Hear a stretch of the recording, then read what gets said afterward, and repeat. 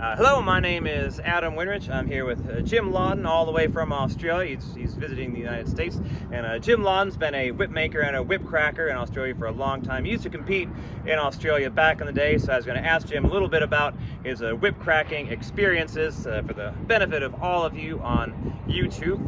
So nice to meet you in person, Jim. Yeah, good to meet you too, Adam. Finally.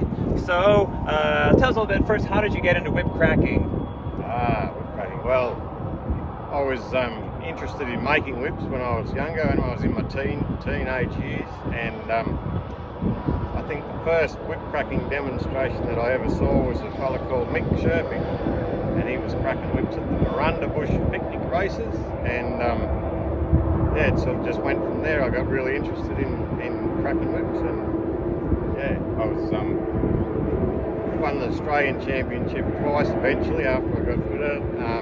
93 and 94, I think, and then I sort of dropped out of it.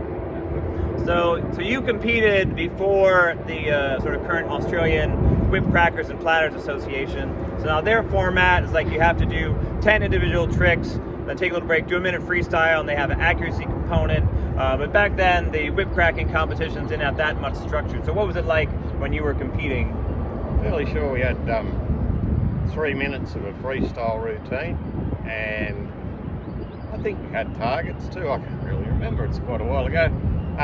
But my routine was probably a bit different to everybody else's. I used to start with one whip and do a single whip with a fairly long 8-foot loud cracking type stock whip, and then I do 2 routines with a long pair of stock whips in each hand and a shorter pair of stock whips, and then I'd also include a bullet whip in my routine. And then at the end, if I had time, I had some dogs that used to hold bits of paper and do various tricks, which used to go down quite well with the crowd. Was anybody worried that, like, oh, don't hit the dog? I mean, these days it seems people care more about dogs than most human beings. That's exactly right. But it was back in the old days, that didn't worry quite so much then. Yeah. And then back when you were cracking, like, who were some of your other contemporary whip crackers, like people you were competing against or people you looked up to that were out cracking whips? You mentioned Mick Sherpig. I've also heard he was called Mick the Whip. He was really good at like rhythmic routines. Yeah. He was the leader of the pack. He was the man to beat back in the early 90s. And there was Greg Charleston was one of our and Noel Cutler, and there was an old fella from Balranald who was called Bez Murray. He was an older gentleman who was very keen on the whip crack, and he was always immaculately turned out. He'd wear his white moleskins and was really good at Cooper, and he used to crack the whip, and he'd get down on the ground and crack the whip, and he was really keen on it. There was a young fella, Selwood, who was a good whip cracker. I can't remember, Sam Selwood. It's probably too numerous to mention. Yeah. And then you mentioned before, like some of the competitions were always like outdoors, so you guys would more focus on like loud, easy cracks that everyone could hear, the judges could hear. It wasn't always super technical. So like, what were some of like the big tricks people were doing back when you were competing?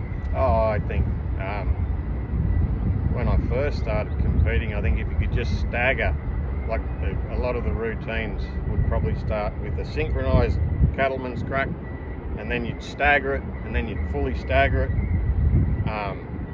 and then as we sort of developed, we got doing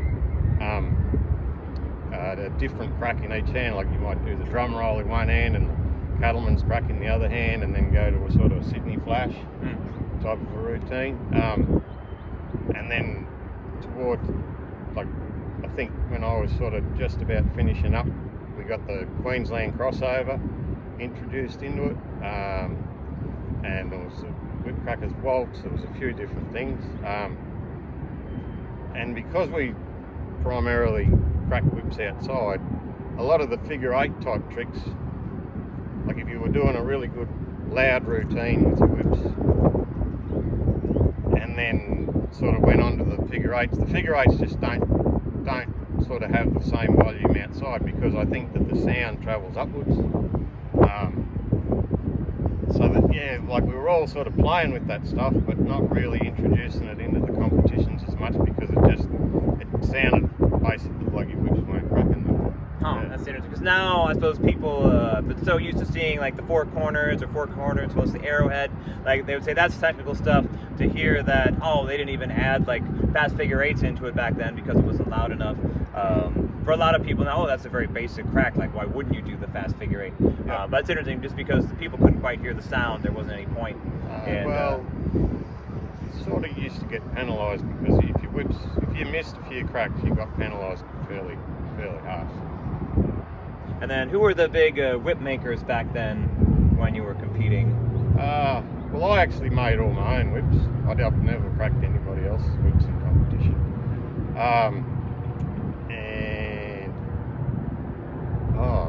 Peter Clark, there's a fellow called Peter Clark. Oh, Peter Clark, yeah, I think he passed away not too long ago. Yeah, he used to make quite a few competition whips.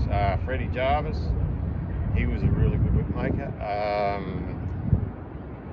Really early in the whip cracking, when it was at the Mountain Cattlemen's, there was an old fella up in the hills called Bill Tolan who used to he didn't make kangaroo-eyed whips, he made four-plat green-eyed whips or raw-eyed whips. Oh, so how was his last name? So Toland? Toland, I reckon. Oh, Tolan. Toland. Yeah. Yeah, they were really nice whips. They were probably a shade heavy, and they used to, because they were rawhide, they fell and cracked really nice. Mick Sherpig, I reckon, had a pair of those for a long time. Yeah. That's I'm trying to think who else made whips. Plenty of. And you were based around, so you're so where you're from? You're from sort of the border between New South Wales and Victoria. Yeah, the Riverina is where we were at, Finley, which is right on the border of New South Wales and Victoria. Because like different areas of Australia kind of had their different own little sort of cliques. Like you had your own group of whip makers like around Sydney, probably another group around Brisbane, and another group around. So your closest big city would have been Melbourne. Yep. Yeah, we're in New South Wales, but we were Melbourne centric. Yeah. And our end of the country, I think the whip cracking sort of developed at the Mountain Cattlemen's get-togethers. They used to have a bush races, which was a really big draw card for people like spectators, and there was always a whip cracking competition at those. And yeah, that's where it sort of down our end of the world. That's where it took off. Yeah. And so we're gonna finish this video with a little bit of footage of Jim cracking some of my whips for you. And my name's Adam Winrich here with Jim Lawton. Thanks for watching.